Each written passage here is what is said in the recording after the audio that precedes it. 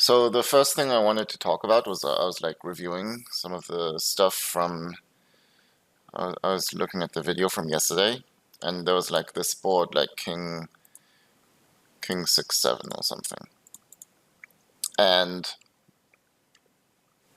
this was actually a pretty interesting board um, because we noted that it was a board with like not much fold activity, and so actually this is a board where the amount of fold activity we have is totally going to depend on whether it's a raised pot or limped pot. Because in a raised pot, what we're going to find is we'll have very little fold activity. So, they're never going to fold sets or top pairs.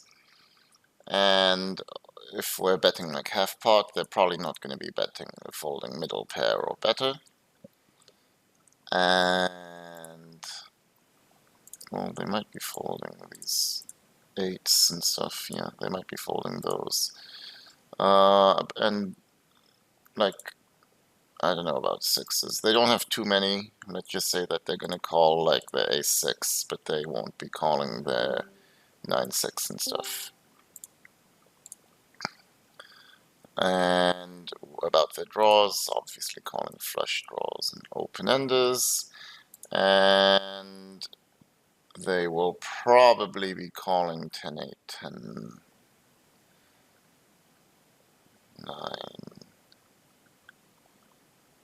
And oh, sorry, it wasn't this board. It was King, Queen, King, Queen. Yeah, that's what it was. Yeah.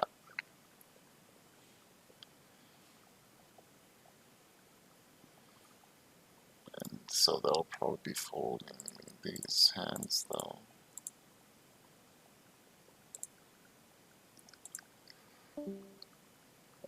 Is everything okay? Oh. Yeah, so anyways, I was going over the spot from yesterday, which I reviewed. We talked about King, Queen, 6 on this board, and we talked about how we don't have much fold activity on in this spot. And actually, this is a pretty interesting spot because we won't have much fold activity in raised pots especially. So like in a raised pot, what I mean is like this is going to be his range. So Flopzilla is like a tool which is for no limit hold'em, but it's actually really good for short deck if we want to find out how much fold activity we have, because unlike oranges, we can pre-select our pre-flop range and we can just get to it post, and then we can just use it post-flop. I'm not sure which hand exactly was that. Did you have pocket eights or something? Yeah, I think I had pocket eights, but the exact hand doesn't even matter so much. It's just reviewing the spot. Yeah, so he was on the button, right? Yeah, we were like heads up. I think I forgot if I opened or limped, to be honest, but this is the whole point. Like it's our fold activity all depends on whether we limp or raise. Because if we're raising, we can expect their range to be something like this. They will be 3-betting like queens plus, ace jack plus or something. So that's going to be their 3-betting range in general. And so they're going to be folding some hands, like king 8 off and worse. They'll probably still be calling all their aces. They'll be folding some of their worst suited cards. I think this range is rather reasonable. So this will be the post-flop range. Yeah, just a second, because yeah, I'm not used to Flopzilla like too much, because yeah, I played Omaha so much that yeah, you don't really. Yeah, it's a really useful tool. Like, I mean, you'll get used to it as we go through this. Yeah, I'm just so the green color is raise.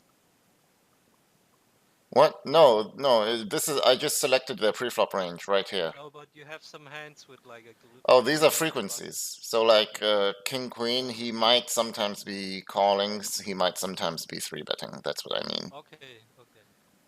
Ace Jack as well. He might sometimes 3-bet Like King Jack, he's probably mostly calling, so it's a different frequency. Like I think King Jack is like 90% frequency call and Ace Jack off, but then King Queen is like Okay. So 75%. yeah, I see. This is his flatting range. Exactly, this is his flatting range. Okay.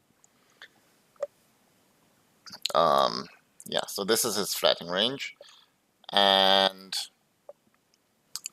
this is his post flop range, and so he's gonna continue every mid pair. Plus, I'm assuming I'm betting like half pot, so I'm not putting in too big of a bet. And so the first thing to know is that against a half pot bet, we require 33% immediate fold equity, right? That's the fold equity we need in order to make a profitable C bet Mm. if we bet half pot. Because we're betting, let's say the pot is four chips or whatever, and we're betting 4 into 8. So the calculation would be 4 divided by 8 plus our bet of 4. That's how much fold equity we need, so we need 33%. If we're betting full pot, we would need 50% because it's 8 divided by 8 plus 8. Mm-hmm. Yeah, so that's it. So I'm just assuming we're betting half pot for now, and this will be his calling range based on half pot. I'll assume that because we're only betting half pot, he's going to call every mid pair. As for weak pairs, he'll be folding all under pairs, but he'll fold also most of his sixes, but he'll still call ace six. Maybe we can include king, queen, king six suited sometimes. All right. Ace high will Yeah, be I folding. think like just a thought is that jacks is not like auto fold in that spot in short deck. Okay. So we can So include I would some aces, some because jacks. yeah, in position you can sort of float this hand and Yeah. I mean, I don't mind if he folds or not. It doesn't really make a difference. Yeah, it won't make a big difference in the grand scheme of things. But as a side note, jacks and sevens here are almost exactly the same hand, basically. So yeah. it doesn't make sense why someone would be floating jacks but not sevens. I mean, No, the just jacks are slightly better because they have like overcards to tens and nines and stuff, but apart from that, it's really not so different. no, Uh, I see that, but just yeah, jacks and tens you block a lot of straights. I mean, and that's not really a good thing because we want them to be bluffing with a straight draw usually if we're going to be floating jacks. um, Because if people aren't bluffing enough with a straight draw, then it means that they got less bluffs overall, and so we're actually blocking their bluffs, which makes this a pretty bad combo to be calling. mm, yeah, but it just relative to if you're very deep, you know, I think me and Julian would think the same. Like, Like to be honest, I we think given how bad of blockers these are, I think I'd rather be calling sevens than jacks. well, you just have in position. You just have like, especially if you have a spade. I just think you have a good floating hand. Just call and you can bluff on Well, an I ace. I don't think. Okay, maybe on an ace you can bluff, but I don't think you want to bluff otherwise. And to be honest, if an ace comes, like, I'd probably want to realize my equity on the turn in general. Yeah. Like in position, especially, it's in position wants to realize equity a lot more than out of Mm. position because it has the option to do that. Out of position doesn't have the option to do that because he's out of position. In position will always have the final decision in the round, which is the great thing of being about in position. Uh, yeah, but anyways, it really doesn't matter if they call or Mm. fold. It won't make a difference in the frequencies of this entire thing. I just think as a decision, calling jacks isn't that great. But in my explanation of this, it won't make any difference at all. So he's obviously never folding any flush draws or open-enders. About gut shots, he's not folding the best ones, and maybe we can say that he might fold sometimes with 10-9. Like, it's probably, like, it doesn't, again, it won't make a difference. Like, it will make a small difference, basically, you see? And he's probably gonna, like, I think people will fold backdoors in this game because they just don't matter as much. So right now, we see that if we bet half pot, he's going to continue with 55% of his range, which is, you know, it's a lot. Like, you are right, in a raise pot, we do not have much fold equity at all, right? So you're right, we shouldn't be bluffing on this board very much, basically. However, in the limped pot, their range completely changes. Right now they are ISOing ace queen plus always, kings plus always, and then like most of the strong broadways like king queen, king jack, ace jack, queens, they're raising mostly like 75%. So they are checking sometimes. And then they're also ISOing jacks, medium frequency, and like king 10 a bit. They usually shouldn't, and so they have these like 75% of the time. And then these are hands that I said they could be bluffing, but I put in the wrong frequency. Usually they have these hands in the check back range. So 75% of the time they might. I think these make for fine bluffs. But so they'll usually have these hands, and some people might be bluffing them sometimes though. So in this situation, they will obviously, again, we're betting half pot. They're never going to fold top pair, middle pair, weak pairs. Okay, we can include jacks again and a 6. And maybe like some more backdoor type of hands. I don't know, something like that. I'm including more 6s than previously. Yeah.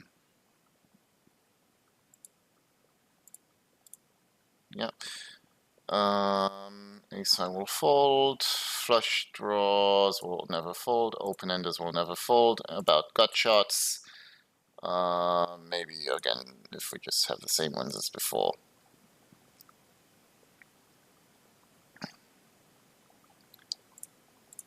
And yeah. So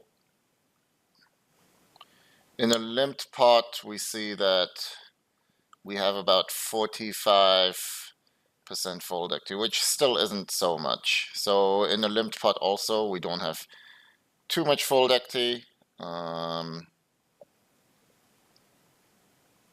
Like even when they're folding all of these.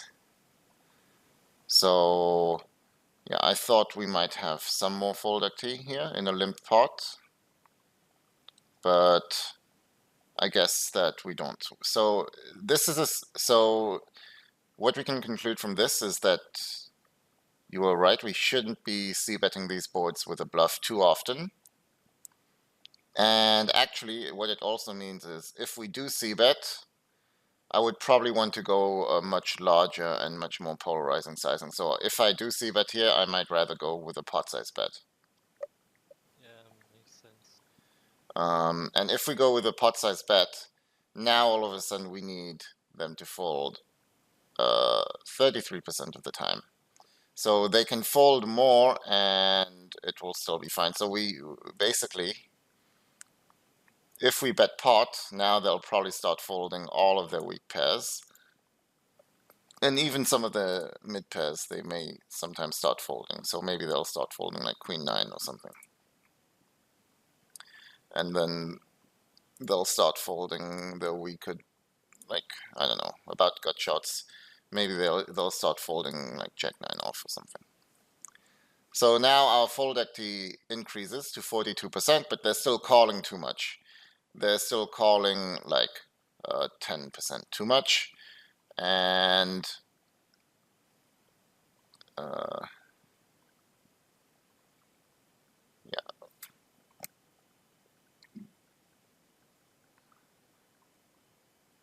wait. We're betting full pot now, so they need to call 50%. No, if we bet full pot, then we might actually have enough fold equity, which is interesting. Which is pretty interesting. Because if we bet full pot, then we might actually have enough fold equity, which means that if we want to be bluffing, full pot might be the best sizing. Yeah, I agree. And it's going to be the same thing here. Like, we're going to have more fold equity when we bet full pot again. Like, they would probably fold a similar range of hands, Queen 8 and worse. A few more gut shots. And now against full pot, all of a sudden they're going to be folding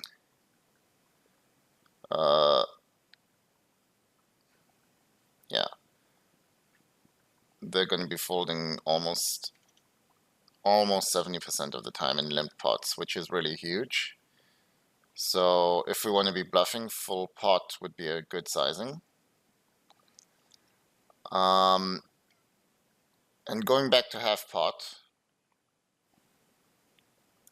so if we bet half pot again, we need 33% fold equity actually. So we can say that they're continuing every gut shot, they're continuing some of their weak pairs, these jacks and a6, and so we need them to fold 33% of the time. And over here, they're still folding 40% of the time. So that even in a raise pot against half pot, they're still folding enough, even if they call every single gut shot, even in a raise pot. So it looks like even if we bet half pot, we'll have enough fold equity. But it looked like the difference was larger when we bet full pot. So full pot does look like a better sizing. It's probably also going to be easier to play because when we're betting full pot, it's going to be natural to be bluffing less, and so we'll end up with a stronger range in general with our full potting range. So can we look at which hands to, which bluff to put in? Well, like probably draws would be the most obvious candidates. So stuff like flush draws and open-enders, and maybe some gut shots. Gut shots would make sense. Like it might be a good idea. Well, I think flush draws are some of the best candidates because flush draws in this game have less equity. And so flush draws aren't exactly the type of hands I'd be comfortable check calling or check raising, so I'd rather just be bluffing those. Gut shots, I think like ace high gut shots, if I have ace 10 or ace jack in my range, I'd be wanting to bluff those. However, if I have like 9 jack or 9 10, I'd probably rather just start by check calling the flop unless he pots it or something. And then like open-enders, I don't mind doing anything. You can bet, or you can check call, or you can check raise. Like Jack 10 doesn't really matter. But I think flush draws would be the best, and like strong gut shots.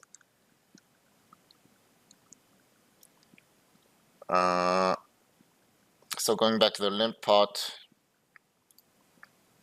if we bet half pot, they're going to call all of these. They're going to call these,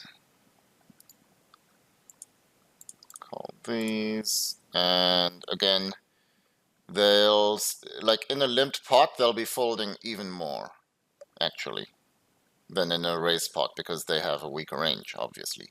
Especially if they fold some gut shots, which I think some people will do. So in a limped pot, they'll be folding way more than enough. Mm-hmm.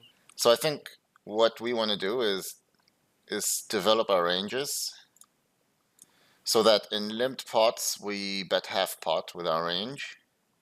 And we can also bluff a ton that way in limp pots because they're just going to be folding so much. They'll be folding over half the time, which is massive, and we'll have more than enough fold equity. So if it's a limp pot, I really don't mind betting eights, even just to take the pot down, because we have a lot of fold equity here. And in a raise pot, we have fold equity, but it's nowhere near as big, and they'll still be forced to call quite a lot. And so I think in a raise pot, we want to choose more polarized sizings and bet with less frequency, but when we bet, have a much stronger range. And yeah. Mm-hmm. So I think this plan makes a lot more sense. So larger on raise pots, smaller half pot makes sense in limp pots. Yeah, yeah, yeah. It's interesting. Yeah, that's a huge difference in the hand strength. Like how many folds you get, because the only folds you get is pretty much these trash hands you see Yeah, in the limp pots. Anything else, it's yeah, you almost have something, you know. How often do you have absolutely no made hand? 33, 38. I mean, no made hands, yeah, there's still something. Like, Yeah, must be something. like, I mean, maybe if people are folding like 10-7 and Jack-7 pre-flop, then they have less no made hands. Like 9-6. But I mean, yeah, in general, like this board isn't so connected. Like, there's not many straight draws there. The only straight draws are Jack 10 and Ace 10, Ace Jack, Jack 9, 10 9. It's not like there's a possible straight draw with like Ace 7 or Ace 6 or something. So, like, there's actually quite a lot of fold equity here. Like, any two cards between Jack and the 7, which are not Jack 10 or Jack 9 or 10 9, will be a total air, which will always be folding. Mm-hmm. Like Jack 8 is always going to be folding. And Yeah. that's quite a lot of random hands. I mean, 9-8, 8-7, Jack 8. Like, it's all this group of hands right here. It's quite a lot. It's like, just that alone is like a third of the range, as we see.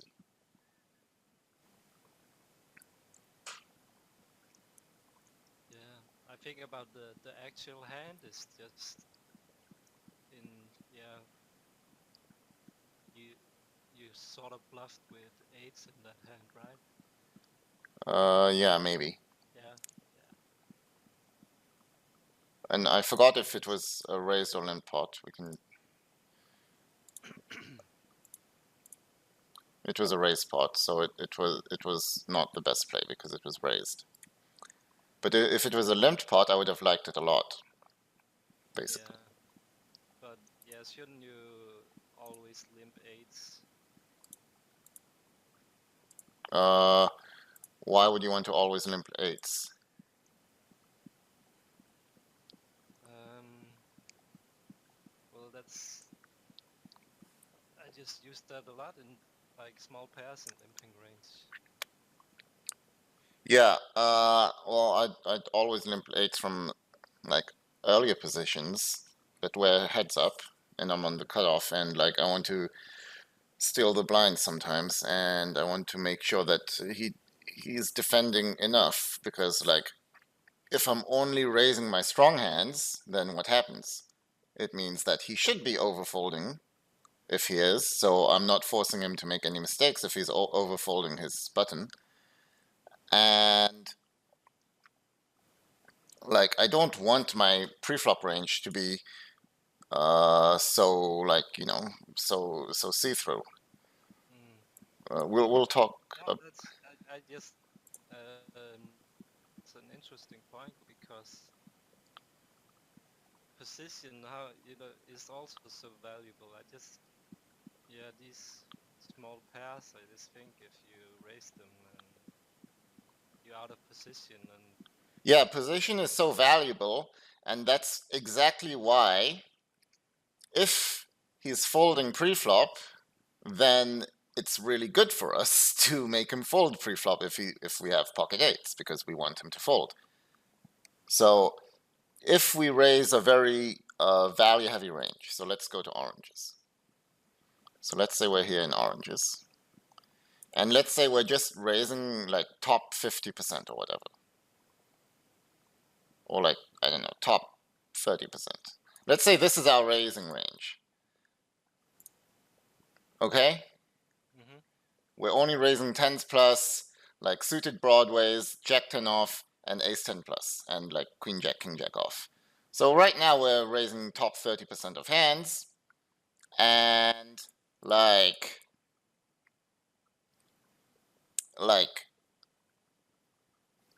villain can overfold a ton. Like if villain has a hand like queen 8 off, it's not like he can fold that pretty easily because our raising range just totally dominates him. He could probably even fold ace 6 offsuit if we're raising such a linear range. Like we can be like button can be overfolding a ton. If, however, we start limping some more of these hands, we start limping, I don't know, some more hands in order to limp call or limp raise sometimes. Maybe we want to limp raise sometimes with ace king, I don't know, or we want to like limp call jacks and tens. And now instead we're raising more trash that is playable, like our weakest pairs, or like some suited aces, or like some more type of suited hands, which are playable, but they're not like premiums. They're not the top of our range. Now all of a sudden, he has to call with queen 8. Because if he's not calling with queen 8, he's overfolding by a ton. He has to call with every ace-x offsuit all of a sudden, because we're raising all of these aces. And so now we put him in a spot where if he's not doing that, then we exploit him. And so raising eights is really good if he's overfolding. And yeah, if he's not overfolding, then it might be good to be limping more. But I don't know that. But in as a general game plan, like I like to raise some playable hands that are not the top of my range. So I might even raise like king 7 suited or something sometimes, just just because I want to take yeah the fold active. well this just we should just look in like how playable is these small pairs out of position. Like I just don't feel they're that playable. I mean, they're very easy to play, You have right? to but just like a connected hand I would much rather have like even you know jack 9. Mm, I mean, these hands are pretty easy to play, and it's also balancing our range because it allows like weak, low sets to be in our range, which is extremely useful. And in general, these hands, like on dry boards, you can just c-bet and try to take the pot down, and on wet boards, you can just check fold. So it's not hard to play at all. At least I don't think it's really Well, very hard to play. it's I it's just yeah. Well, we can think. I'll have to think about it and try to look into yeah, get oranges.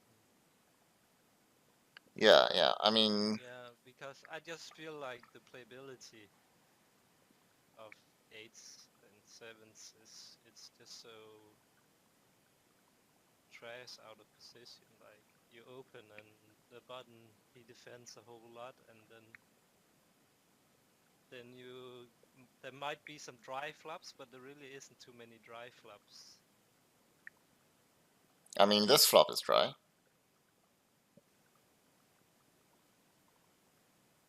Yeah, yeah. But yesterday you said it was wet. I mean,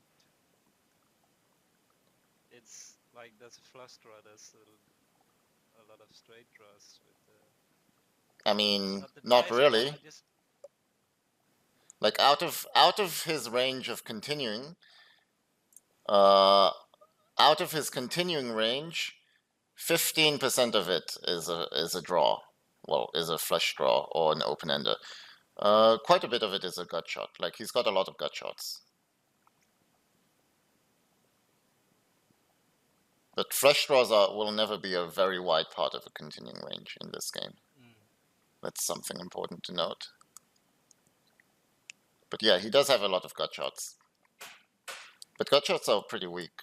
So these hands will probably also end up being some of our best bluffs, like triple barrel bluffs. Because we'll be able to bet, and like these hands have some equity by the fact that they're able to hit trips or something. yeah, yeah.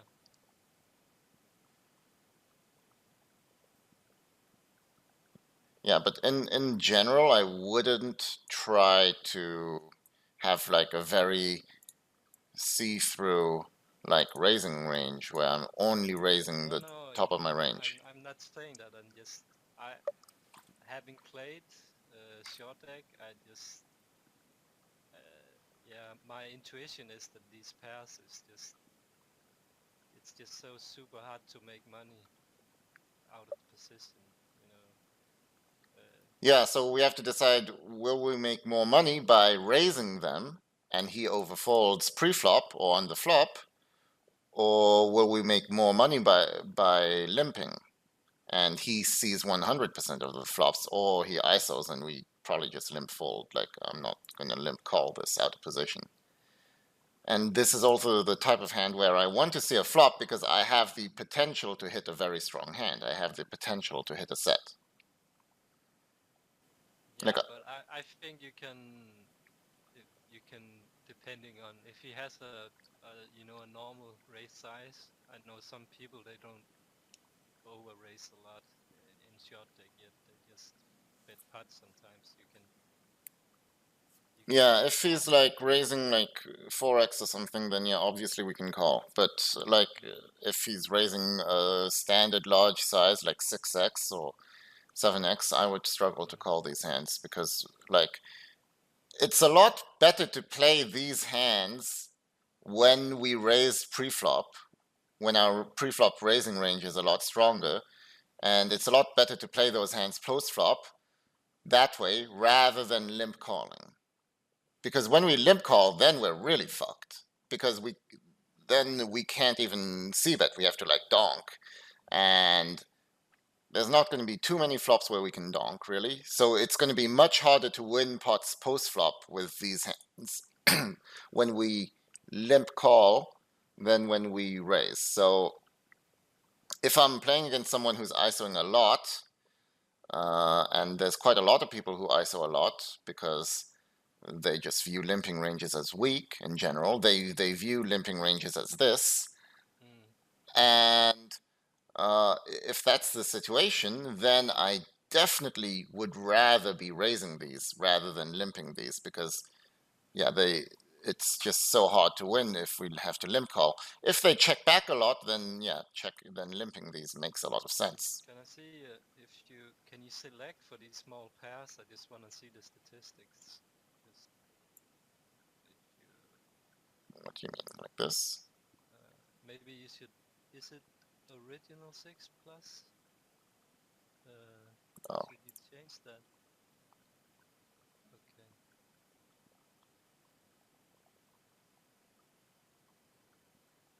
what are you looking for?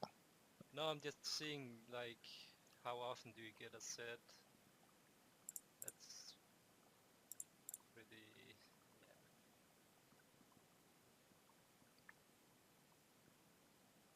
I mean, I like over here it says 15%, but in if I checked online, it was like 18%.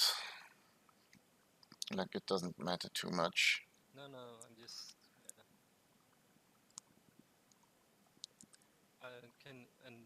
I just want to see like and compare a hand like 10, like Jack 9 or 9 8 off or something.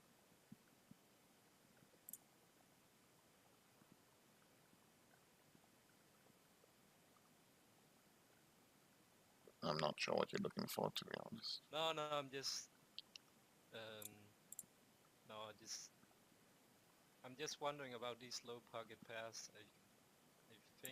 I guess I can see why you can play them because you're gonna stab the right flops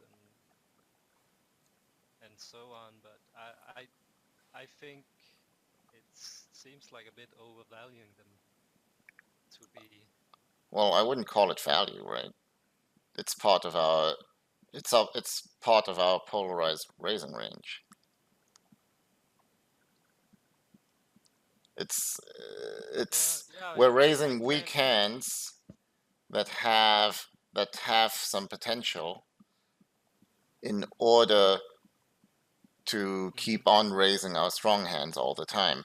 If someone is and also like to avoid getting limp, to avoid getting ISO too much. Like if somebody is ISOing us too, like is never ISOing us, and he's not going to change his strategy. He's only going to ISO with the top of his range. Then it makes a lot of sense to limp with the worst pocket pairs. But if someone is ISOing us a ton, then I want to raise pre-flop with hands that I don't want to limp, that have a very difficult decision against an ISO. So these are hands where I might have to call, but I wouldn't want to, or I might have to fold, but I would want to call. So these are the types of tough hands. Same with like weak ace X's. Same with like weak suited hands. These are the type of hands that same with weak connectors. These are the type of hands that I would want to, well, against an ISO, I would want to call, but I would feel like I have to fold. And so these are the types of hands I would put into my raising range against someone who's ISOing too much in order to balance for that fact. And I would reverse my range. I'd have more traps in my limping range. Okay.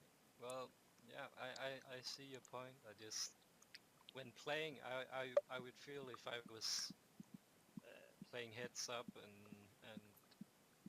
yeah, opening. I wouldn't be comfortable playing those, and I think a lot of people aren't. You know, when So you that's raise good. If when you you become yeah comfortable playing these, then you have such a huge advantage, don't you see? Because you're I comfortable guess playing these like and others are not.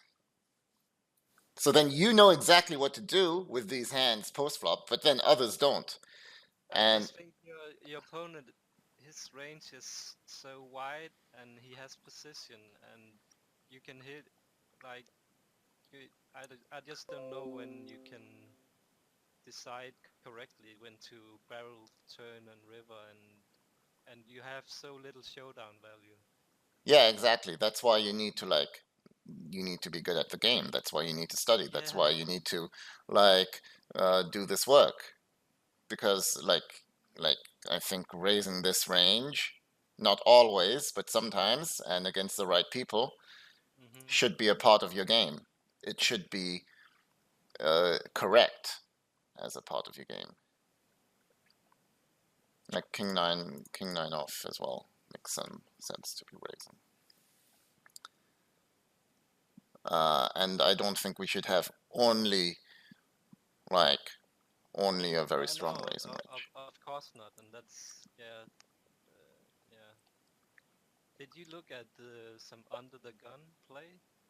Yeah, we looked at it earlier this week. Okay, I wasn't even aware that. When was this? We posted a video. Yeah, I just saw that. Under the gun pre-flop, yeah. Yeah. Yeah. Can we take a look at? Just we can just see what. No, you can look at it by yourself later because it's Okay. totally different. Okay. Like if you skip a meeting or review, then like you can ask questions in Discord, but like I don't want to go over that now because we have tons of other things to do. We didn't even look at the video yet. Like I thought this would. No. I didn't expect this to take more than 10 minutes. You know, I think this is pretty basic stuff. Like, yeah, like heads up. It doesn't. I mean, I think I explained enough. Mhm. Okay. But yeah, what are the types of people we don't mind like limping these against? Like almost always, it's against people like very weak people who aren't ISOing us ever, and who are never going to be folding pre-flop. Like if they're just calling 100% of their range pre-flop, then yeah, we shouldn't be raising these. But if they fold at a high frequency or maybe a bit more than they should be, then the more we want to raise. Also, the less they ISO, the more we want to limp. So that's just how we're thinking about it.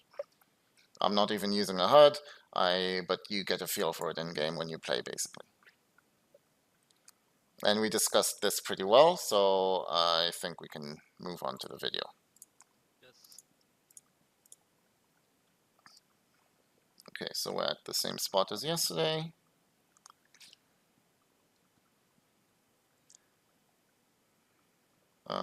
Ace Queen, I'm like 50 antes deep. Okay, Julian came. Bonjour. Where we did not continue with the video yet. All right. Yeah, You didn't? You missed one spot. Sorry for the delay, guys. We were talking about different things. We were reviewing spots from yesterday. So, anyways. I think it's the same number. Sorry? Yeah, you're in. Okay. About Ace Queen, I decided to open shove 50 antes deep. I'm not sure I like it or not. Would you have an open shoving range at this stack depth? We're like 50 antes deep. No, I would like to give him the opportunity to shove with worse hands that he dominate. I would sometimes limp, you know, if the opponent is subversive. So you're never open shoving anything, like zero hands. 56 big, 56 MPs. Like I've seen it on PokerStars. Like I've been observing a bunch of PokerStars games, and there's some guys. Is this heads up? Have you really seen it in a heads up? Like it's different if. Yeah, I've seen it in heads up. Yeah, I've seen it in heads up. And I've seen some short stackers, like they just buy in short, like 50 antes deep or the minimum. It's an interesting spot, but think about how much you're actually risking to win how much, you know. I mean, you're. Well, yeah, but is that a problem? Is that really a problem when open shoving forces them to call a lot, right? And if they don't call enough, then we print, like we literally win like 3 antes per hand, basically. And even when they end up calling, so let's say we're shoving with like weak hands. First of all, if we're open shoving, like I don't know, like maybe something like this, they need to be calling hands like pocket nines, because they're flipping against that range. They need to be calling hands like 10-9 suited and Jack 10 suited. And maybe they'll fold. So whenever they fold, they're making a mistake, which is great, and we win 3 antes. If they call, well then firstly, against a hand like Jack 10, we're a favorite. If they have a hand like Ace King suited, like we're still like doing okay. We still got like 40% against Ace King. So we're not doing terrible. Like, let's say we have Ace Queen here in this exact spot, and he's got pocket queens. Like, we're saying it's not a profitable play, right? But you gotta think of how to maximize your EV, right? Yes, Which is exactly. the best play in this scenario. Yeah. So is it maybe limping, and then, you know, once he ISOs, then let's say he makes it 5x or 5 antes, 6 antes, whatever. If you limp and you jam, and he likely, I mean, I've seen people folding. Yeah, me too. Of course. Scenario, I would say, and Well, can't you? most people are very active in positioning. Can't you just calculate how much you're risking, and then we can? No, I'm trying to find the best pre-flop strategy right now. I want to know I want to know if my strategy would be better off having an open shoving range at all. So it doesn't matter if one hand is best as an open shove and another one isn't. It matters how my entire range functions, because I want to create a strategy. Yeah, but are you sometimes limp jamming these hands or limp calling it off? Because you gotta balance your range in that spot, right? Like Since you want your opponent to be raising sometimes. I would right? much So rather sometimes be you limp call. jamming ace king, ace queen suited, kings, queens, rather than ace queen off, because ace queen off is a weaker hand. Much So weaker this than will. ace queen suited, though. I would say very marginal. I mean, it's But ace queen suited still is. be a hand against. But ace queen suited wants to see a flop much more than ace queen off, just because of the added factor of like flush draws and backdoor flush draws. It does matter a lot. Maybe not as much in the short deck, but it matters a lot in games like cash games, like No Limit Long Deck or PLO. Matters a lot having the suits. You want to play You're these. saying with ace queen suited, you would want to see a flop, or you want to just limp jam? How would you I would be limp jamming ace queen suited, but if I had to pick between ace queen suited and ace queen off to play post flop, I would always be playing ace. I would always pick ace queen suited, which is pretty obvious, I think. If you had to choose a hand to play post flop, you always want to pick the suited ones because they have more playability. Which is why, this would still be a value limp shove, ace queen suited, but. I think it's fine with ace queen off as well if you limp jam, but I think jamming is fine too. It's pretty. Yeah, ace queen off. Spot. No, but I'm asking you, do you even have an open shoving range? Or are you not open shoving at all? Because in my opinion... Should be, I guess with this stack size, yeah. Okay, so you think we should have an open shoving range. And if we should have an open shoving range, then it seems to me like ace queen off would be part of it. Because there's a few ways I think we could construct our strategy here. Like, I think we can either construct our strategy here by open shoving and limping and not raising at all, not open raising, just limp and open shove at the stack depth, or we can construct it by like limping and open raising and not open shoving at all, or like only limp or something only limp or only raise could also make sense, but I haven't looked into those at all. So I want to know at what stack depth do I want to start to have an open shoving range? That's my main question. Like, don't even think about the hand. Don't even look at ace queen. Don't look at any of that. What stack depth do you think we should start to open shove? I would say I would prefer 60 antes. Okay, so Julian says 60, and is what you say? I'd say 40. 40. You still have a lot of good spots you can get in post flop. Okay. Okay, cool. So it If looks. you're out of position, you have to remember that, right? So it's a bit more tough to If play you're the hand. if you're shoving 60 antis, I guess, then you. Yeah, we're talking about this heads-up spot also, not multi-way. So Yeah. I Or mean, too tight, you know, so it's. yeah, I have no idea, so that's why I'm asking you guys. So it seems to me like one guy wants 40, one guy wants 60, so it probably somewhere around there should be good. And Just say put in a range versus range, and then see our equity against his calling range. Figure it out. I don't think we can do that. You can do range versus range in oranges. I saw a tutorial. Okay, well, we can do that later when trying to construct a preflop strategy, because I'm not trying to construct a preflop strategy now. I'm just trying to figure out if we even want an open shoving range or not. So I think the conclusion from this is that we may want an open shoving strategy when once below 60 antes we can start to consider it, depending on the type of player. If he's very tough to play post flop, we may want to open shove more.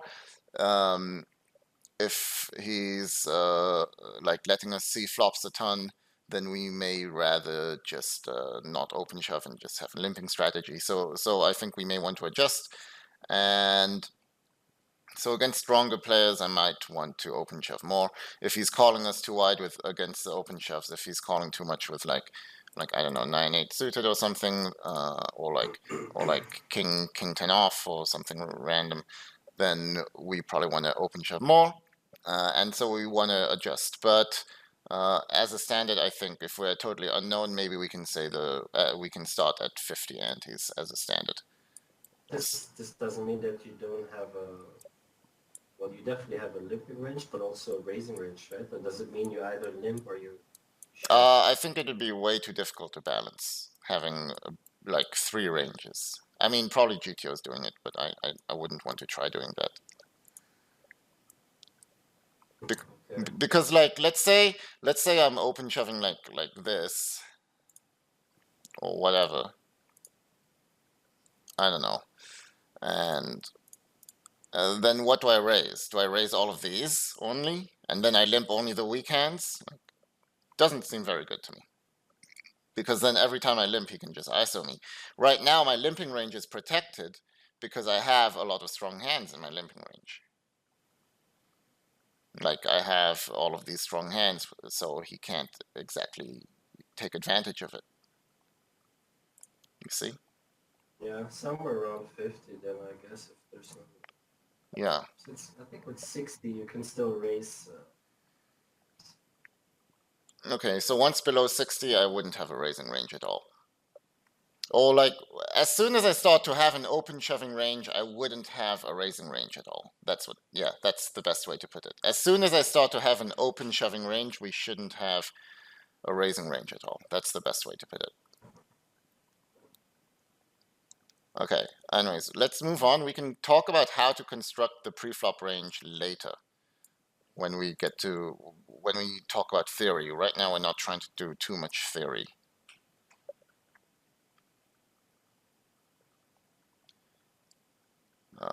He 4x'd, so I called. Don't you think folding preflop is better there with a6? Great flops, you know. I think folding would be the best. I would usually think so, but the thing is, he only 4x'd, so he made a very small ISO. So I have much better odds, and against any random 2 cards, or like in this game, our equities run much closer, so I'm getting great odds. And the fact that he 4x'd and didn't ISO larger indicates that he's a fish to me. So. Means that. But never really flopping great with a6. I think if the board is like 7, 8, 9, yeah, you have a straight, but they can easily eject there. Yeah, but like against the fish, I'm still always calling. Like it just seems too weak to fold. And again, I've got a huge like advantage because I'm just a better player than him. So even if I'm out of position, I don't mind. So I think like against a small ISO, it's mandatory call. I'm folding nothing to him pre-flop. Yeah, I think when you limp, you should call against the smallest, but I would just rather fold it. So same concept happened here. I open shoved pocket jacks, and I ended up getting it in as a huge favorite here. Like almost 70-30, which is great. Yeah, that's huge in short deck. Jack 10 suited can't be folded. Just don't want your opponent to have jacks in that spot, then you're. I mean, Jack 10 has a better equity against kings or aces, right? Than Yeah. I'm not mistaken. So Well, it's about the same. is it? You just Against kings, it's 33-67, just like against jacks. Aces is actually the worst. It's like 37-63. And against ace king, it's almost flipping. Ace queen almost flipping. Ace jack, it's about 40-60.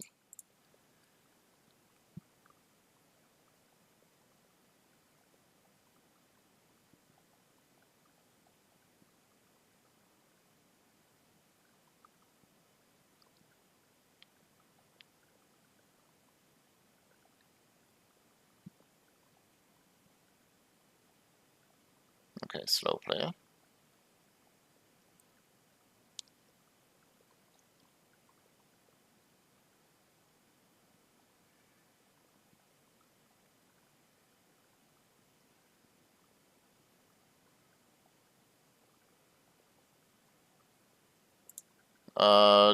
Do you limp call this or do you limp fold? mm, I think limp fold. Mm-hmm. fold as well. Because I'm trying to think. No, it just doesn't play. I'm trying to think of my heads up range. Like, what am I going to be playing heads up?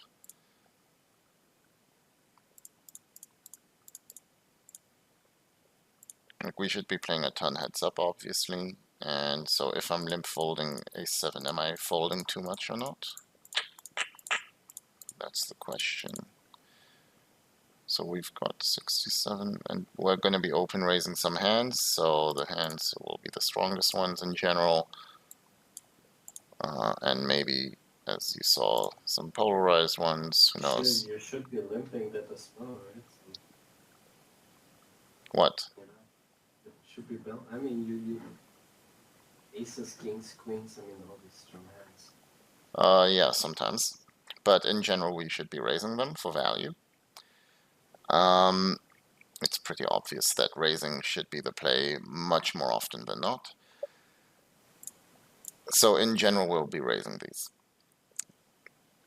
So right now we've got 50% of our range left. So if I'm folding like the weak aces, these, and I'm folding like the worst connectors,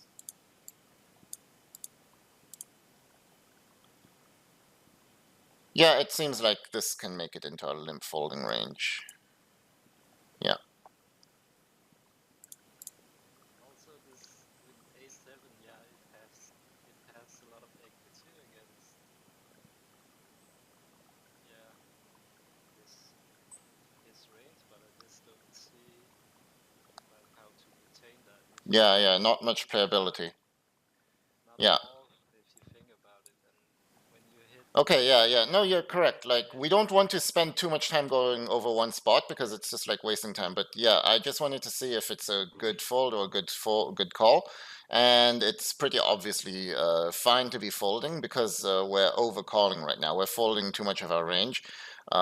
If we call this, then we're really folding almost nothing. And we want to be having a folding range. We want to be folding sometimes. So certainly this should be a fold pre-flop. So it's good that we saw that. Like, that's how we need to study. We need to find like when we're reviewing these spots, we need to see it, and then we need to make the conclusion quickly, and then we need to move on immediately because like we've wasted so much time. Like yesterday, we spent 90 minutes on less than 5 minutes of video. Today, we haven't even continued through the video, and it's been 1 hour. You know, like we can't be taking this much time. I'm this cool is with going through it quicker.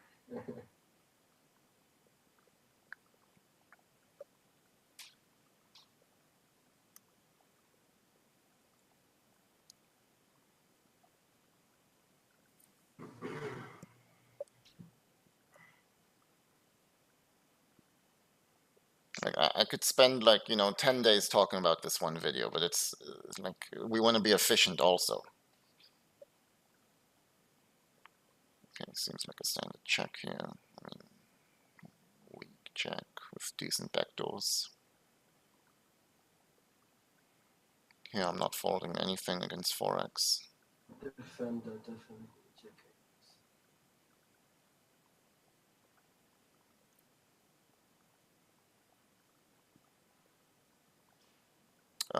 I decide to bet here, or I don't know. No, I decide to check. Okay. Not sure. I don't think it matters too much. Now I standard call. Okay, this is a reg.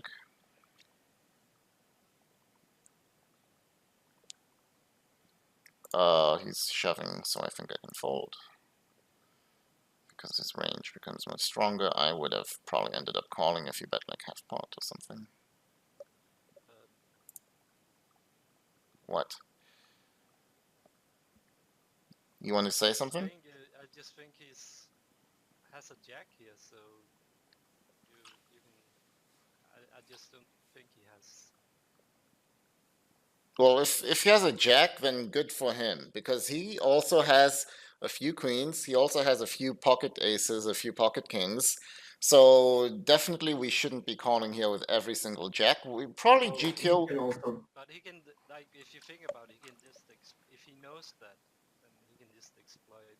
You're never checking back a queen, and you're not just calling. I mean, I should be checking back some queens, and also like this guy is a fish.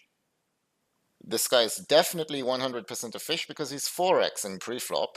Like no reg is doing that. So like fish are very, very see-through. Are you guys really going to call a jack here? It seems like pretty terrible. Like actually not even like slightly negative EV. It seems like massively terrible to me. Like you need to know how to play against Against fishes. this player, you should fold. Yeah. It's not even close. Like again, like fish are very, very transparent. They like he's not bluffing here. I mean, even if he's doing this with a jack just to like fall me off of chop or something, which fish don't do, but even if he's doing that, like that's going to be at the bottom of his range. Like fish aren't going to bluff here for like overbet jam. It's just not how they play. Like you need to know that through experience of playing how fish play, and like wanting to call here just because you have a full house. Yeah, that seems extremely bad. It seems like just how a fish would play. A fish might call with a full house with a jack here, but I mean, a decent reg knows that when he's using the sizing, he's putting all your chips in. He's overbetting almost 2x the pot. Like he's not representing just a full house with a jack. He's representing a better full house the at the least. Like 1.5x, but yeah, it's Like 1.7x. Yeah, he might. I just well, it's hard to say how much how many he has a lot of. There's a few hands really, and a lot of jacks too. But Yeah, and he's overbet shoving, so all of those few hands are in his range. he could have kings as well, kings and aces. Yeah, kings and aces. Some people check that behind. he could have ace king, but Like I don't Yeah, think I I don't don't see think fish doing that. yeah, fish are not going to be turning Very ace king long into a and play. bluff. yeah, I Plus, just he's very I just superior, right? maybe if You he's a don't know. fish, yeah, that's the correct play. I'm just saying if we were Let us if go we to were the in next his hand. spot, you could bluff a whole lot here if Jack is just But they're not just doing it. Well, Either Yeah, in GTO, Very like this. firstly in GTO, I predict that this wouldn't be like a snap call. I think it would be calling at some frequency. It would be like maybe 50-50 or like 70% calling. Maybe it would even be calling only 30%. I don't know in this game. I have no idea because no solvers exist. But uh, if something is like indifferent against GTO, even human regs tend to be more passive than GTO in a lot of spots. And this is a spot where human regs, even a human reg, if he had like 8-10 and he decided to check the flop and bet the turn, like even a human reg would be under bluffing on this river. So against a human reg, I would still usually be folding, to be honest. Even if I consider him like a good player, I would only be calling against the most aggressive players who I know can be bluffing, because humans just do not bluff in this way on this run out. It's just not something that they do. Uh, you can I've seen that through tons of experience in hand histories. Um, Against the most aggressive ones, then we'd end up having to call. But if I'm not even going to be calling against a reg who I consider like not too terrible, then against a fish, it's just like a snap fold. Yeah, Let's move on. I see what you mean, but I guess my point is, if we were villain in this spot against the reg, then you could really bluff here, right? Yeah, we could, but we shouldn't. If we were Okay, let's crossway, we continue. can bluff a whole lot here because you can. Yeah, but the problem is he's never going to know what we folded. Like, I'm not going to show him my cards. I'm not going to show him that I folded a jack here. So, like, a reg is never going to know that I folded a jack here unless I tell them or I show them. So it doesn't really make a difference. They can keep over bluffing. I'm going to have some queens sometimes. And, like, yeah, I'm going to be over folding a ton, but that's totally fine as long as they don't find it out. And, like, if they find it out and they start bluffing every time, then I will notice that too, and then eventually I'll start calling too. So it's not like anyone's going to exploit me here in the long run. No, my point was, we like, yeah, you can exploit in this spot against the reg when. Well, a lot of regs are very bad. No, Like my assumption is that most regs are bad. My assumption is that most regs are fish because I yeah, think maybe most most regs regs play are. like fish, and so against a fish, if I had a queen here, I would be jamming every single time to get value, and then I would never be bluffing. Because against a fish, I would assume that they will call with a jack all the time because they have a full house. And or like way more than they should be. And so if I have a queen, I'm just gonna be like very value heavy in this spot, and I'll be under bluffing severely against the fish, and it would be the same against a reg because a lot of regs end up like leveling themselves. They end up thinking, oh, this guy, he's like a good reg. He can have some bluffs. Oh, he he's like, I need to defend my range. If I'm folding here every time, I'm over folding so much that I'm gonna like get exploited so hard, and so I end up calling. Like that's how a lot of regs think. And so against regs, I'm doing the same thing as against fish in this spot quite often. Yeah.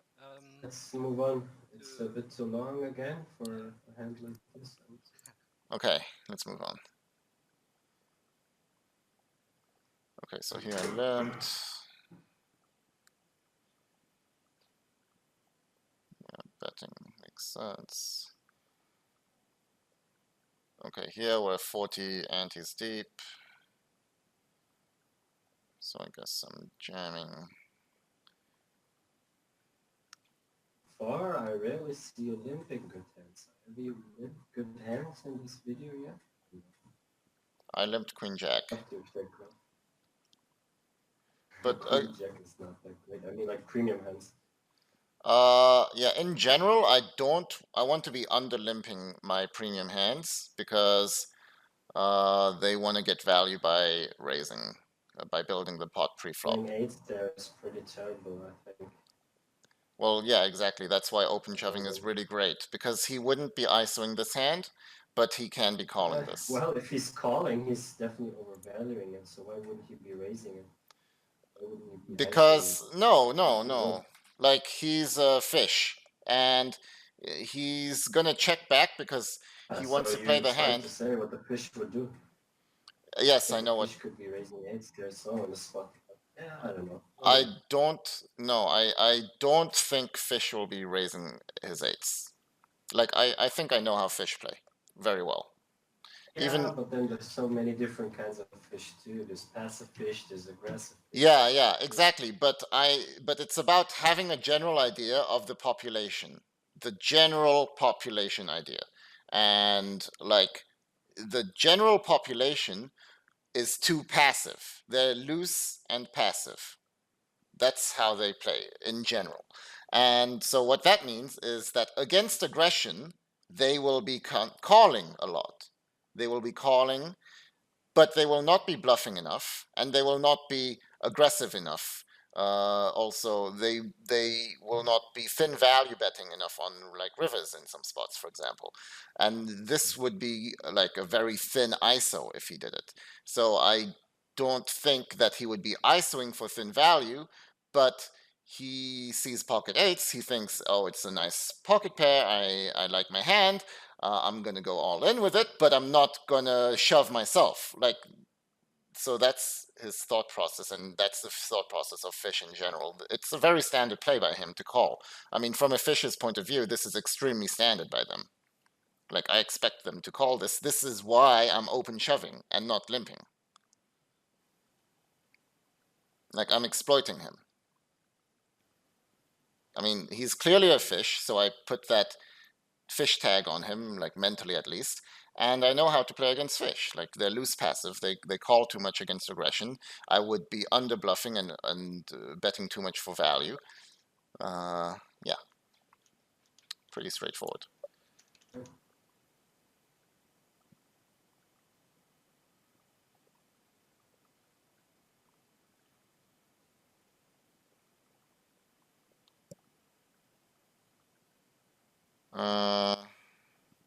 I like checking here with this combo, though maybe I bet.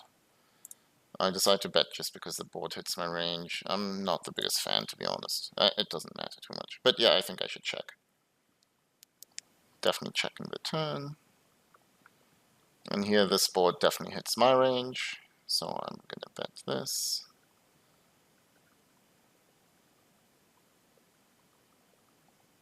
Actually like to put like overbet on my general. Yeah, I mean, his play here isn't bad at all. He's doing it, but Do you mean this one down here? it's probably a really good spot, yeah. But in general, I've done it myself, and I see there's like so many good spots to do it. Yeah, no. So Overbetting is certainly a good play.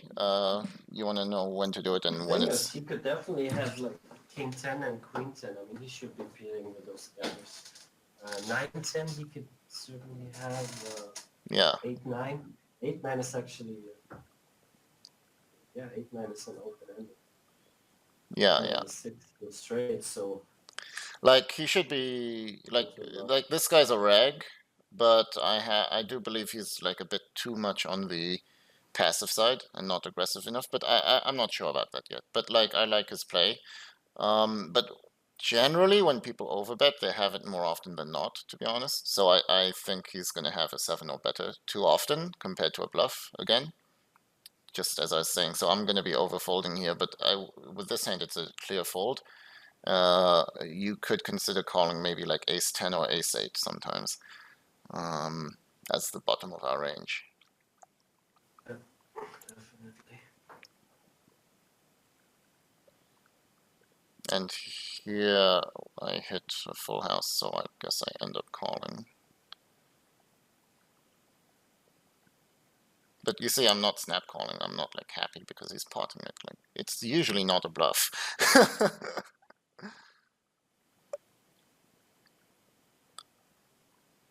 Oh, I folded. Wow. Fold.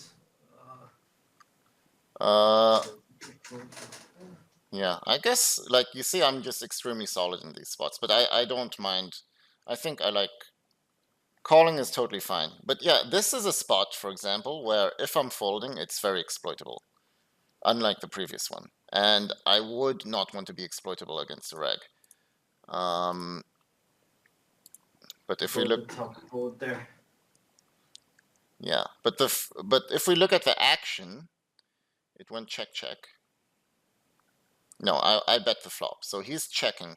He raised pre-flop. So he's got all the overpairs, and he'd play them all like this. If you're So weakness, you can have like ace high or whatever. You can check. I think most Yeah, ace high would just be checking. Like right now, there's like 10-9, 10-7, which I'm betting on the flop. There's 7-9. Like my range is very strong here, and he's a thinking regular who's betting into my strong range. So actually, I like my fold. the thing is, he can very likely have a 10 as well. Yeah, but I have much more of them than he does. If you just think about it, like he's got much less like 10-9, 10-7 than I do.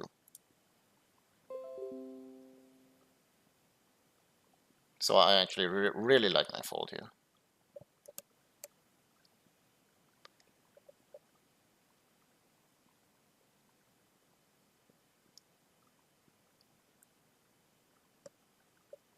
Oh, that's such a bad river.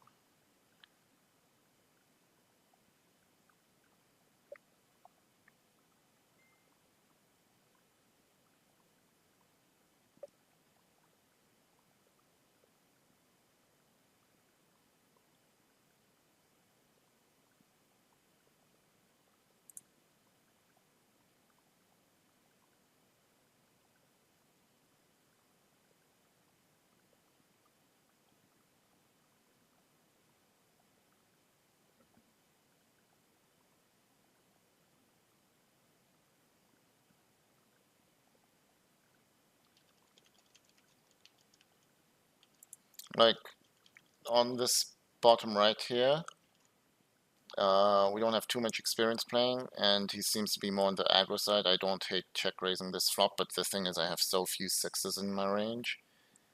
But yeah, it still seems like a fine spot to check raise. Anyways, I hit my 10, so now I have to call twice. And I think just taking this hand to showdown.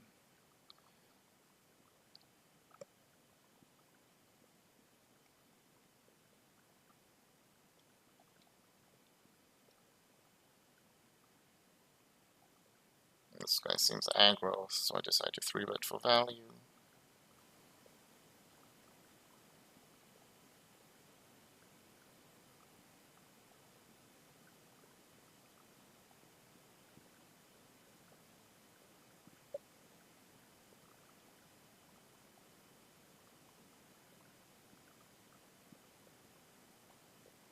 If you like want to talk about something, just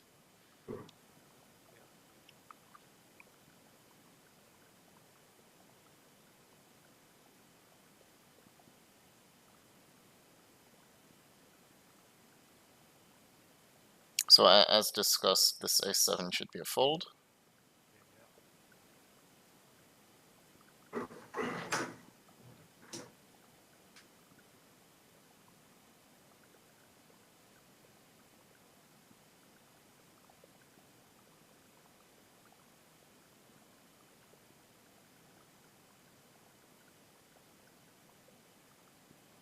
Bet. I think ace jack suited is definitely To 3-bet? Yeah, I agree.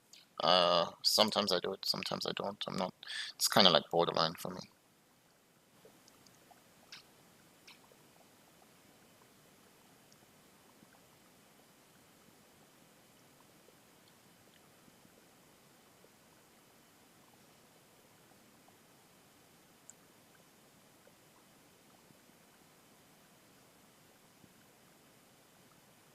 I like the PP poker games so far. They're okay, but they're not running. They're not running too often.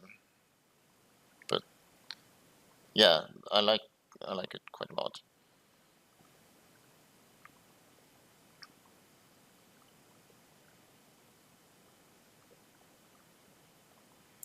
Over here the 10 isn't part of his range as much as the jack, so I'm gonna just be barreling. That's basically my thought process. When I build the pot and Queen 10 could be good.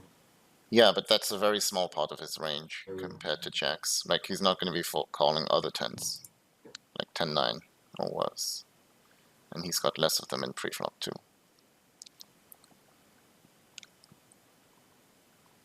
Pocket 9s here, I think we want to raise pretty wet board. Maybe it's a bit big. Yeah, what size would you raise to here? He bets 4.8. Yeah. I think 20 is... somewhere around 25, 23, 20. Yeah, I think about 20 20, is... I think. Yeah, I think this is too big.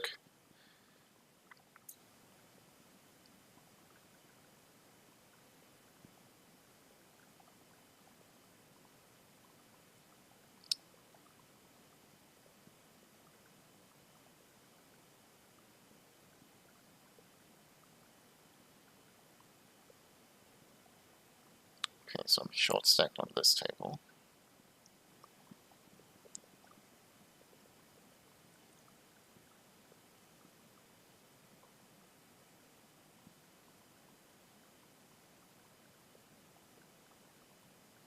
Flush draw, 9 of diamonds. What? Flush draw? I folded this hand. For you? I folded this hand pre. I was just sweating though, even though you're folding. All right, yeah.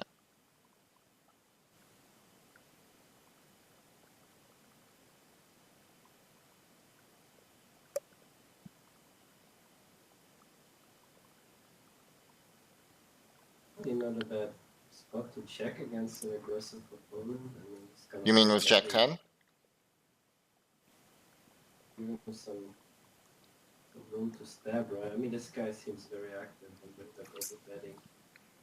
So, You mean over here, right? With Jack 10? Yeah, Jack 10. Yeah, I agree. Especially when we're... Sometimes check. Yeah, especially when we're blocking top pair. He's got less combos that he can call. So yeah, I agree. It's a good spot to be checking. Decided not to this time.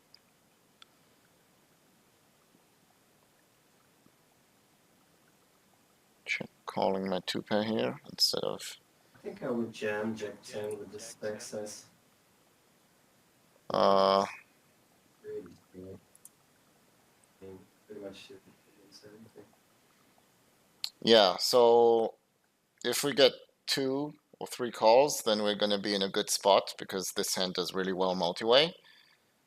But if we call, like... That money, and I don't think both of them will go broke. But actually, when we jam with this hand, we don't really want to be heads up when we get it in. Because heads up, we can be against a lot of hands. Your equity is still greater than 3-way. So don't you think you have a better No. I've studied this spot. So Jack 10 suited against, like, let's say ace king offsuit, and I don't know, any hand like queens. We're gonna be like, queens isn't the best, but we're gonna be a favorite in this spot with Jack 10 suited, which is quite amazing. And the more players there are, like maybe there's another guy who has like ace queen suited or something. That's even better. Like basically, the more players there are, yeah, the bigger the pot will be, and the more percentage chance we will have to be winning, which is kind of amazing. Whereas, like, heads up, there's a lot of hands that can actually, like, really crush us. Like, you know, like, he's not going to be folding crush the jacks. But he's not going to be folding a hand like Queen Jack. That's just a fact. At this stack depth, they won't be folding Queen Jack, which is doing. I definitely think they would be folding Queen Jack. It's Queen High. Antes, they're folding Queen Jack. No, but like we're less than 50 antes. Still has one guy behind as well. We're less I than. don't see them like stacking off Queen Jack like happily. They're fish. They're fish. But Like some fish overfold too. Some fish are too tight as well. but not this guy. Clearly not this guy, as we've already seen. He called pocket eights earlier. So our fold equity preflop is very low. So we have to assume that this guy will call very wide because he called pocket eights earlier. And right now he's raising preflop, and he's raising a larger sizing than usual. Usually he's raising to 4x. Now he's raising to 5x. That indicates strength. Well, even better if you get it all in pre and 3 people are calling. Like, what is your argument for just flatting here pre? Because this hand plays amazing post flop, and we don't need to like gamble pre-flop when we can call and make perfect decisions post-flop in position. This is actually an amazing spot for calling in position. And pre-flop, if we jam, this guy's not going to fold, and his range of hands. I see Rex jamming this all day long with his stack size. Well, I guess I disagree with those regs. And like again, his range of hands that he's continuing it's just really strong. It's like all the overpairs, like he's never folding tens, he's never folding jacks, like tens plus. Like we can say queen plus, I think that works. Like king, queen, ace, jack plus. Like if that's his continuing range, I don't know if this is done. We're gonna have 43%, which isn't bad by any means, but we're. I see the merit in calling also because we are in position, so. Like I don't mind jamming, but I think one of the main things that makes me want to call is the fact that we're multi-way. We're gonna be able to play a pot post flop. With 3 other guys, and we get to play perfectly with a great draw that wants to be playing post-flop. This is exactly the type of hand that wants to be playing post-flop. And finally, this guy raised to a larger sizing, indicating he's got a much stronger range. So that's one of the biggest factors, actually. His raise sizing changed. It became bigger. It means I want to be much more conservative with my 3-bet shoves here, because I have much less fold equity. To make this a profitable shove, we need some fold equity pre-flop, or we need to make sure that every single player calls, which I don't think is happening. I think maybe only one player might call, maybe 2, but I think this guy will actually be folding quite a bit.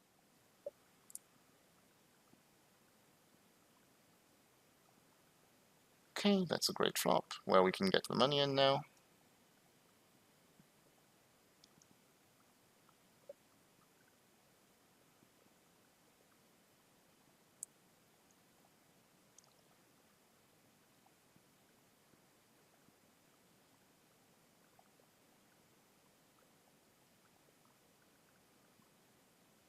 It's 9-8 would have folded pre-flop.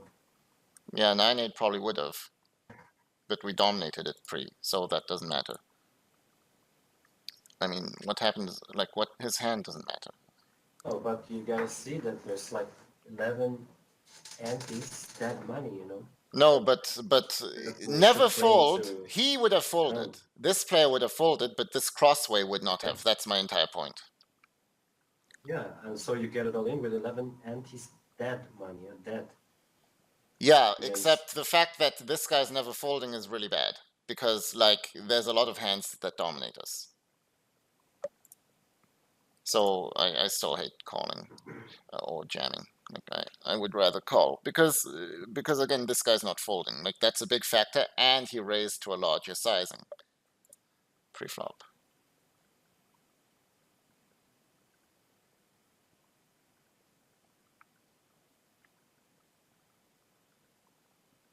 Oh, hero called here. Okay.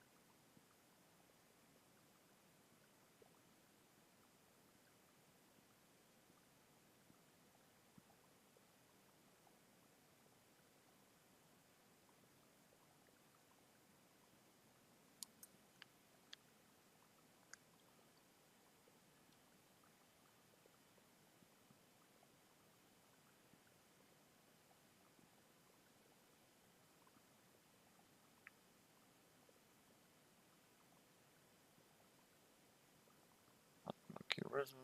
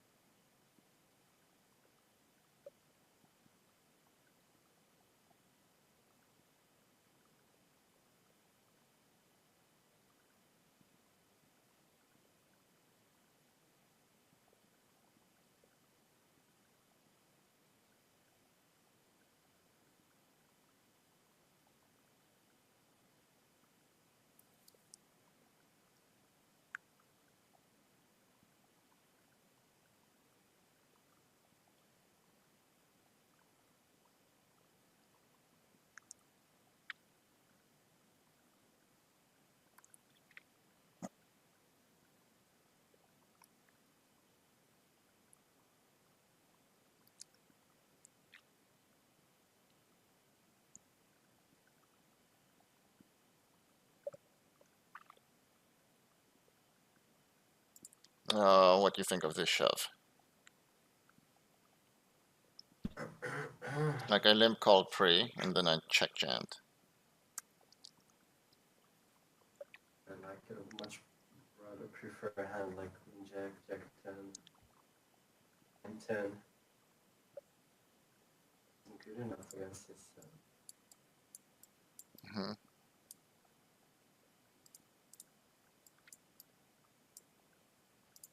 I'm trying to see how much equity we have.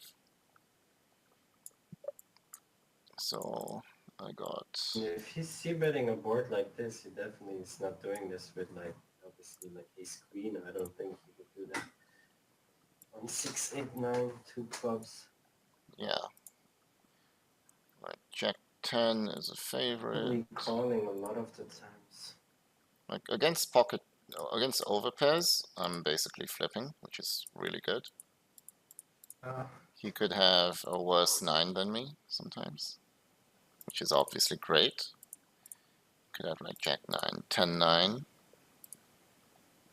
So that's really good for me. I'm blocking top pair, like he's unlikely to ISO with 8s or 6s pre-flop, so he probably doesn't have like better 2 pairs. So if he doesn't have better 2 pairs or sets very often, like in his ISO range, I don't put many 8-9, 8-6 type of hands, 10-7. So his ISO range. You could have some 8-7, right? 8-7. 7. Maybe sometimes, but I don't think people ISO those too much, to be honest. And it's not, doesn't strike me as the best type of hand. It's suited, I guess, so, but Yeah, maybe. So let's put it in his stack off range. Obviously, like 10s plus, I guess. And every, well, maybe 9s, but we block that, okay. So he doesn't have many combos, like Jack 10 for sure. And maybe like, do you think he's calling? definitely Queen 10. it should be part of his range. Well, Open-ender, right? Yeah. what about Queen Jack? Maybe only with a flush draw. Alright, so Queen 10. Well, would he also do it with Ace 10 then? I'd call, I'm not. He would probably c-bet this, but I guess he would more often fold than not. For 100 antes with a gut two overcards. What do you think, Anders? Well, it depends on his content betting, like his tendencies. So what is the? Yeah, like I think he c-bets Ace 10, King 10. Mm-hmm. It's part of his c-betting range. Well, It's doing that. It can be really bad, you know. You do okay, as you see, against his.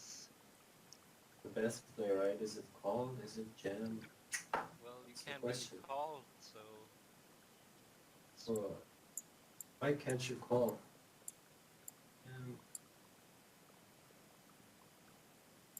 You mean call with what? My hand or? Call with Ace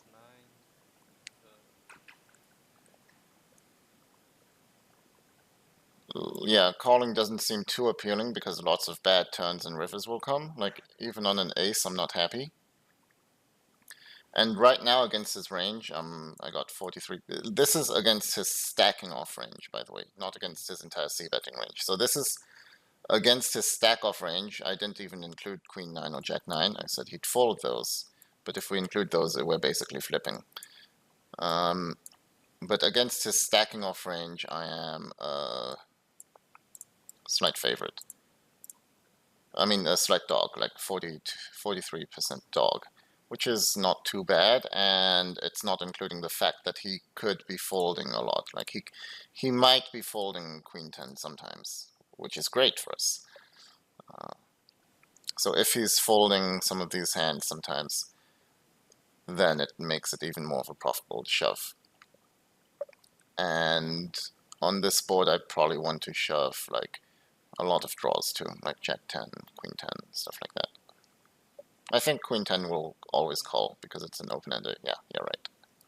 Yeah. Well, I think Ace 9 is a good hand to have as a semi-bluff there. Yeah, I agree. I'm trying to think of what I'd want to call. Probably just weak nines, like, you know, King 9, Queen 9. Ace 9 strikes me as really strong because I've got like redraws at least.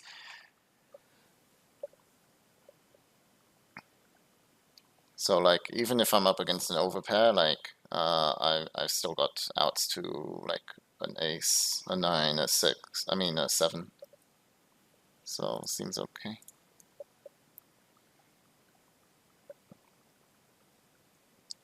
That's a nice hand to be up against. Yeah, that is. I didn't see that. I was just. He had what was that? So he had 10-9. Lucky me, yeah. Yeah, I had 10-9. Okay, so that's like a flip, I guess. Let's see. Must be a flip. So our hand is 55% favorite. So slightly better than a flip.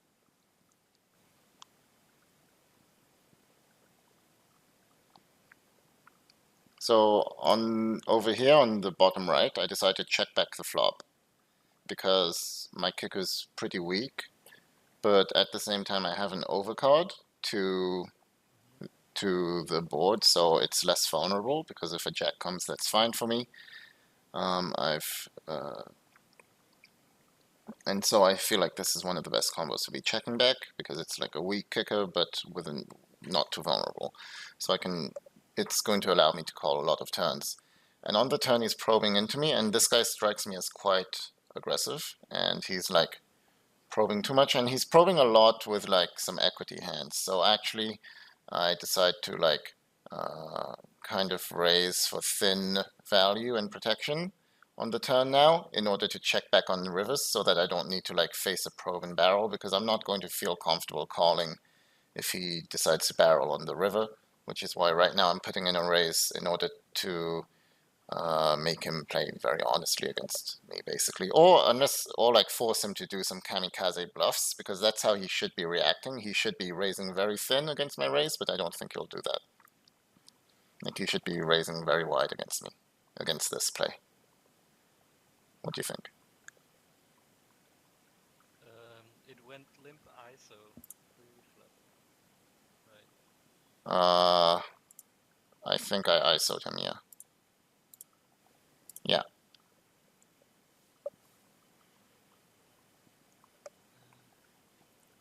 Well,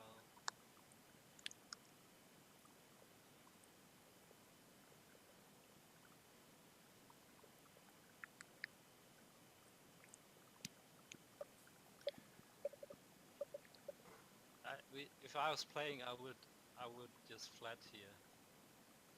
Yeah, I think flatting is standard. But against him, I thought raising might be better.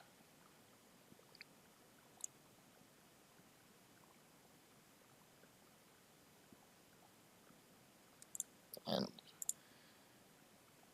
yeah, he's even probing a 7 there. Like 7, 8.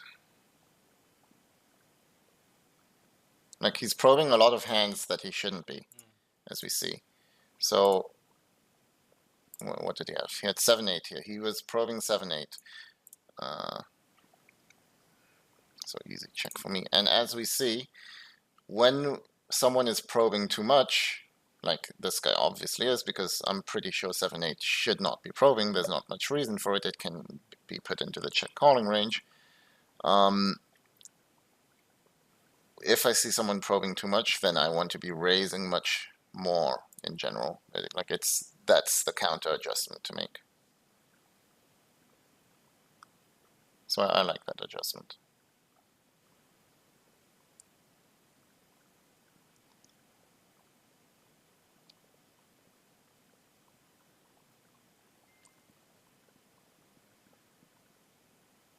Yeah, maybe I'm just thinking about that hand. If you could bluff the river, because you don't, after he calls, you don't really have showdown value, and you bluff. 10? Yeah. I mean, I got top pass, so maybe I could. Nice, good. Like, yeah, I think I have enough showdown value here. Be a bluff there. Like, I still. I mean, he can easily have a flush, you know. Like, why would you be turning this hand into a bluff? Yeah, and he could. He can have anything, you know. Like, why would you be? And also, he could still have like 7, 9 or something. So there's still a few hands that I beat.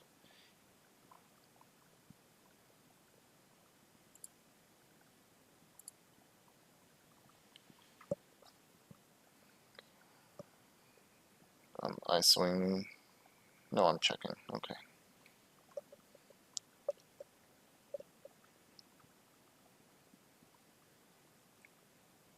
I was thinking about floating wide.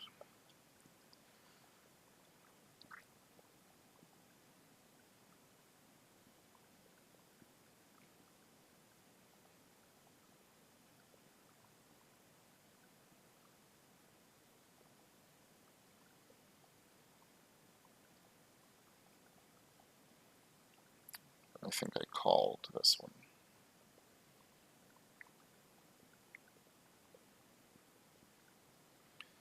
You bet this sometimes. I think it makes a good hand to 3-bet against someone who's raising so much. 3-betting. That's interesting.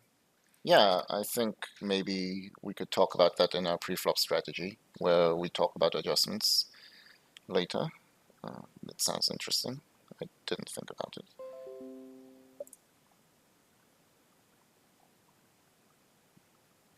And I think I decided to try to realize my equity, mostly, here.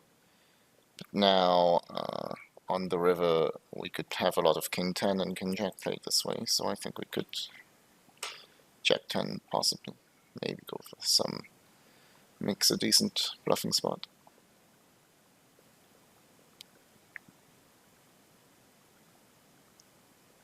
Yeah.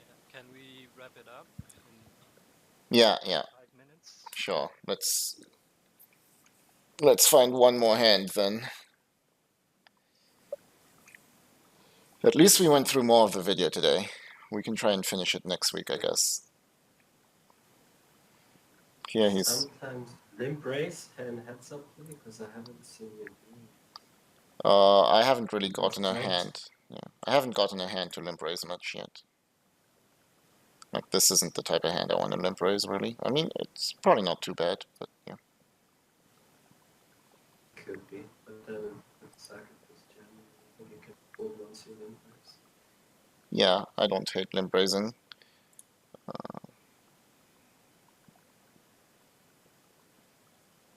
It just, makes your opponent check more what you want. You don't always want to be limp calling out of position and like you just stab too many flops. You have to Right, give yeah, up that's... too many flops because you miss more often than not. And Yeah, that's a good point. Though, if we just have a strong limp calling range, it's also fine. Let's see what I did. I decided to call with my 10-8 here. Yeah, I think that's fine. turn. On the flop, I mean. Definitely with this stack size, I would just check call as well. Okay. Turn or something. And then up top I just see bet, and then now I can check call the turn. And here I don't know if I should just like raise or call again as a slow play. I don't know. Gonna check back a lot of the things too, right? If you check call. Looks a bit strong. Hands like check 9, you're not check calling, so if you check call. I mean, Oops. raising definitely looks strong. For sure. Although, if you do this with Jack 9, that would be a pretty nice spot. Yeah, I probably won't do it with Jack 9 enough.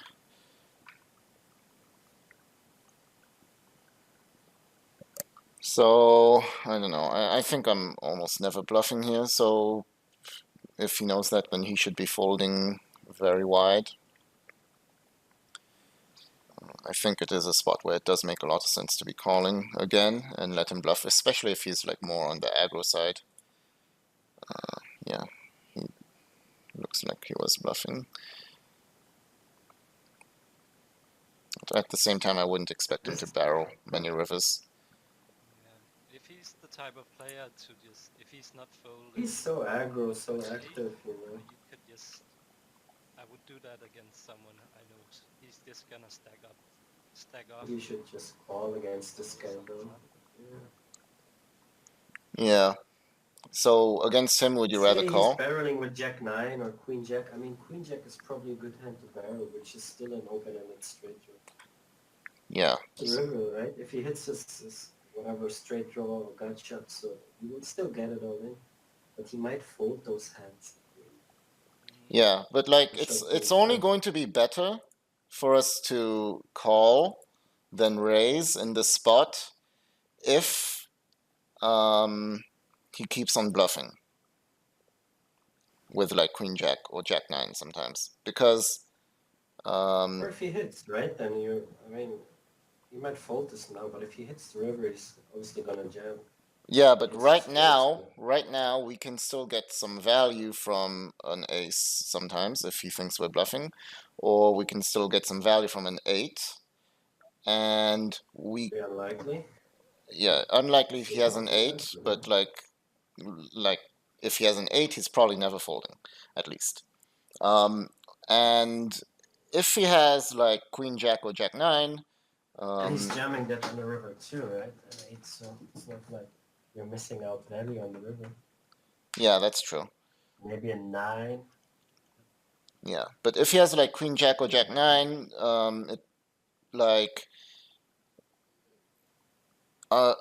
it's possible that it's possible that we make him make a mistake and call. So Like he should probably be folding if we jam. Mm. But like some bad players might make a mistake and end up calling. So against a fish, I think this is a very standard shove. Against a good player, who this guy very well might be a good player, I think calling makes a lot more sense. So yeah, maybe this is slightly better as a call, but I don't think jamming is a huge mistake at least. And let's finish with this top hand here. Did you guys see the action for this? Turn was check through, right? You bet the flop. Yeah, so I limped pre-flop, I bet the flop, and then turn check through. And now pre-flop action is going to put in a bet on the river. I guess I need to call. Like, would you fold here? Nothing, you know. Sorry? Just so many hands that could beat you, right? Well, it's king 10, 10, 8. Yeah, but king 10 and 10, 8 are betting on the turn, right?